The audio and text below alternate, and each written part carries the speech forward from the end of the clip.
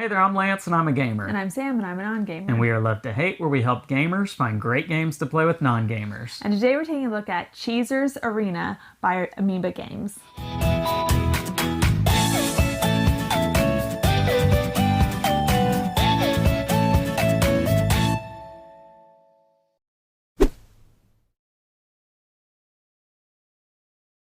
Cheesar's Arena is a game that is coming to crowdfunding here in the very near future, so make sure to check out the link down below in the description of this video after you watch it. Now with Cheesar's Arena, you are going to be a mouse in a gladiator arena trying to compete against the other mice and a gladiator cat for different pieces of cheese. And you want to be the first person to get 7 pieces of cheese in this game. This game's got some dice, but don't worry, there isn't any luck involved. It is about drafting dice and using the dice that you draft to either move yourself or the cat or placing cheese strategically in the arena. Let's go down to the table. We'll show you how this one works, and then we'll come back and share our thoughts on it as a gamer and non-gamer. All right, I have Cheesar's Arena on the table. Let me show you all about this dice rolling, trying to pick up cheese game. Now, what you have here with this game as far as components, and I do want to make sure you understand everything you see is prototype. The final artwork, components, and rules may change once it's released from crowdfunding. So you do have a central board here that shows that you are in the middle of a gladiator arena and you are a gladiator mouse and you are trying to collect as much cheese, or at least 7 pieces of cheese, before someone else collects 7 pieces before the game is over. You do have lots of dice. The yellow ones are going to be cheese, the green ones are going to allow you to move, and the red die is going to move the cat. You do have these mouse meeples here in 6 different player colors, and you have a cat gladiator in the center of the board. You also have some cards here and artwork to represent the different characters. Each player is going to pick one that represents them throughout the course of the game. Now, a round is very simple. You're going to have a number of dice here, and the number of dice is going to change depending on how many players you have in the game. This is the setup for a 6-player game. If you're playing with fewer players, you're going to have fewer dice, but you're also going to change the arrangement of where you start in the arena. And you'll always start on the outside on one of the points of the hexagon, but if you're doing like a 3-player game, then it's going to be something like that, where you've got 2 there and 1 here, that sort of thing. So that is for setup. Now, a round is going to start with rolling all of the dice in the dice pool, and that might change as these cheese dice are collected, but you're going to roll all the dice and set them off to the side, and starting with the first player, you're going to draft one of these dice over here and either move yourself or move the cat. Now, the number of paws that are on the dice indicate how many spaces you have to move using that die. You cannot move less than the number on the die. Now, if I have a 1 here, then I'm only going to move 1 space. But what I'm trying to do is I'm trying to move onto one of these cheese spaces. You do have to move in a straight line. So I can go, using this 2 right here, I can go 1, 2. I could not go 1, 2. Has to be in a straight line. So 1, 2, and that would be my turn. I would keep this die to show that it's been picked, and then the next player would go. Now, if you move adjacent to someone else, whether that be the cat or another gladiator, it requires 2 points of movement to move into that space. And if you don't have those points, then you just can't move into that spot. So for instance, if the yellow player here drafted this 3, they could go 1, 2, but they could not go 3 because the cat is right there. And they would have to end their movement right there. If you draft the red die, that's going to move the cat. And what the cat is going to be able to do, if the cat moves onto, the cat has to move in a straight line too. So let's say that the cat was right there, for instance.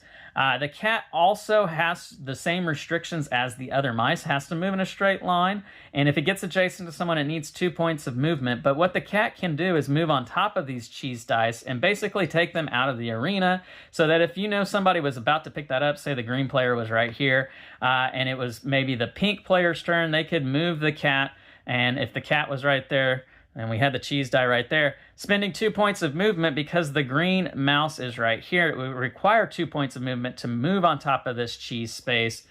You could do that and take the cheese out of the equation, putting it in the dice pool for the next turn. Now, the dice pool, how it's going to work when the cheese dice end up over here, you could select the cheese die, you're going to roll it, and you have to put it that number of spaces away from wherever the cat meeple is.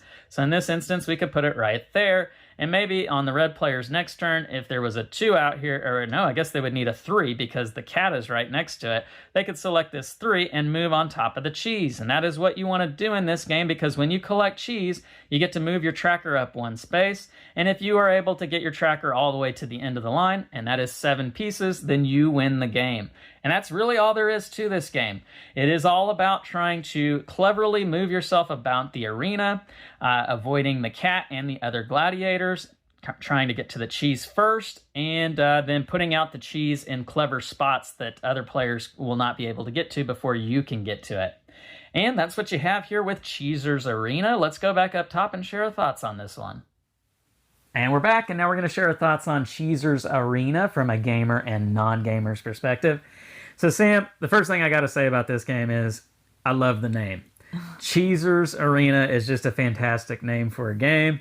When you're talking about a concept of mice, cheese, and gladiators. Yeah. Like, that's perfect naming with this game. But let's talk about the actual game itself.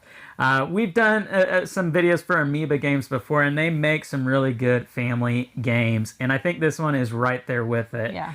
Let's talk about the idea of drafting these dice and trying to figure out what's the best die to draft for yourself, if you want to move yourself versus moving the cat versus putting the cheese out there. Like, what was that all like for you?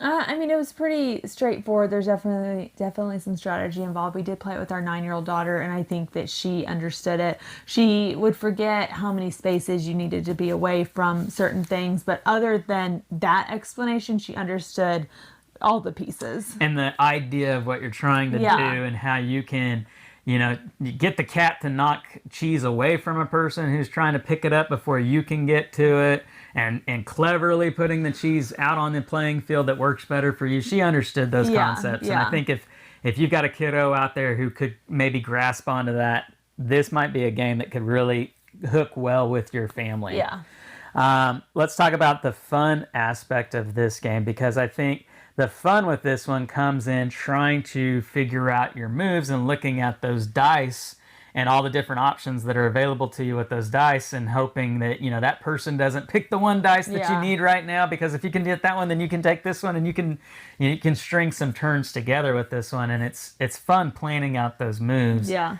A little bit like programmable movement in a sense, but your options aren't just solely for yourself. They're open to everybody. And so I think it is a good kids game. It helps with like some spatial awareness and planning ahead, programming, and things like that. Yeah. So I definitely think it's a good one to play with kids, especially, probably, what are the ages on here? Well, the box says it's 8 and up, but I think honestly you can maybe go even lower than that. Yeah, just depending on your kid. I think it's pretty, but I definitely agree with the 8 and up. Yeah, I would too.